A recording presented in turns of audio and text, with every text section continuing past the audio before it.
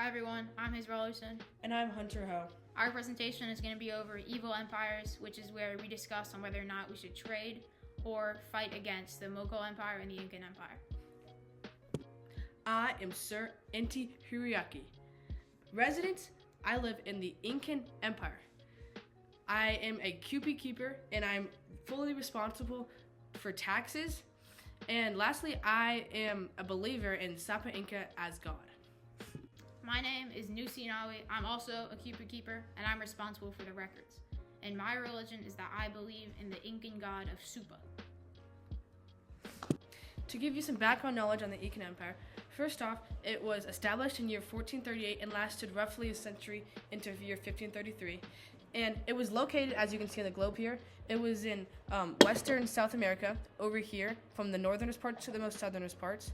And it consisted of mountains, rainforests, deserts, many things like that. And lastly, it was in between the Amazon rainforest from all the way up north to all the way down south. Okay, so the ins and outs of the Incan Empire is that it is located in the western part of South America. Secondly, it is occupied of many different countries that are present to today, such as Ecuador, Argentina, and Chile. Third, 14 million people lived there at its peak. And lastly is the Chancas, a small group of people were their largest enemies, constantly against them. And top right, you can see the flag is a very pretty flag, and on the bottom right shows a fight between the Chancas and the Incas. Some interesting facts of the Incan Empire is that they didn't have a complete writing system. Instead, they used the knotted cards and stuff to record all information. Second off is that instead of having a traditional currency system, they used people in labor, and that's how they would earn their money. Lastly is that and they would have extensive roads, and these roads had suspension bridges that were very wobbly, such as this. Oh, I'm tight roping. Oh my God, Hayes, I'm so glad we got over that bridge. Oh yeah. But now, we must talk about the language, gods, and stone. First off, the main language was Quechua and Aymara. And another thing is they were a polytheistic nation, and the main god that they believed in was Inti, who was the sun god. Lastly, their main notable architecture was a building such called the Machu Picchu, and this was a stunning piece of architecture built in the Andes Mountains. For the economics portion of the Incan Empire, they used the extensive road network of the Chapacnan, and these routes went all the way from the Pacific coast all the way down to the Andean Mountains and even the Amazon rainforest. And while they used these routes, they traded many things such as textiles, gold, cocoa leaves, llama wool, and potatoes. Did you just say potatoes? Like hot potato? Ah, it's hot. Hot. Hot potato. Got it. Alright, so for the government, they were mostly a theocratic monarchy, and it was led by the Sapa Inca. And so each territory, it was under many small different territories, and they were all organized by different people called suyus. And for the suyus, they had people who were bureaucratic elites, and the main type of bureaucratic elites was people named alu leaders. These people enforced many things. They managed labor, they organized agriculture, and all of this was used to enforce the Mitre system, as shown in the picture below of people using intense labor. The most notable Sapa Inca was Pachacuti. Pachacuti was known for his extensive wealth, such as this fancy robe, and for conquering the Andes. He was also greatly recognized for his creation of the government and his central bureaucracy, which was made for agriculture and stuff. And lastly, he advised for the much construction of big monumental features such as the Machu Picchu and Inca's religious system. Lastly, the Incan elites brought much conquest. One group of this were people known as the Yanaconas. They were mostly people who were orphans who got brought into the Incan Empire as elites. These people were often put in pretty tough labor roles, but sometimes they were used as military officials and put in those roles.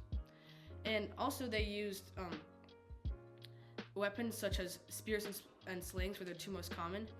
These were very helpful as they could use dual usage in open battle, and they could destroy many of their enemies. So now that we just went over the Incan Empire, we're now going to be discussing the Mughal Empire. Now, the Mughal Empire has been in existence from 1526 to 1857. Now, the Mughal Empire is a massive empire that spans across the majority of what is now considered India, shown right here. It dominated a lot of this coastline right here. And on that coast was very warm temperatures. On a typical day, you might wear a very tropical shirt, like me. Something like that. And at its height, the Mughal Empire had a 1.4 million square mile mass or size or area per se in the year 1700. Today, I'll be going over Mughal insights, which is essentially some interesting facts. One of their interesting facts is that some of the royals enjoyed keeping exotic pets such as cheetahs, lions, and etc.